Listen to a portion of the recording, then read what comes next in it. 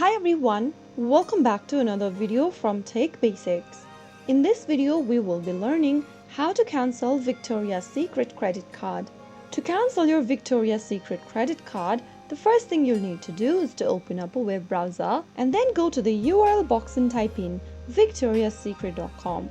Press enter on your keyboard to end up in the official website. Once you get to the main homepage of Victoria's Secret, scroll all the way down at the bottom of the screen and then click on the customer service option under help. Now click on more contact option under chat now on the next page and you will be able to see contact details for Victoria's Secret stores, website and credit cards. Go ahead and select a phone number from the Victoria's Secret pink credit cards option and then call one of the numbers from the list and then speak to a customer service representative and tell them that you'd like to request to delete your credit card or cancel your credit card.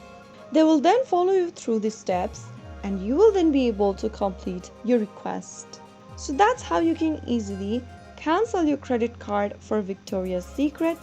If you found the video to be helpful, go ahead and give us a thumbs up. Don't forget to subscribe to the channel by hitting the subscribe button.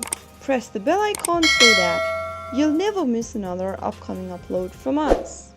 I will be back again in the next episode. Thank you for watching.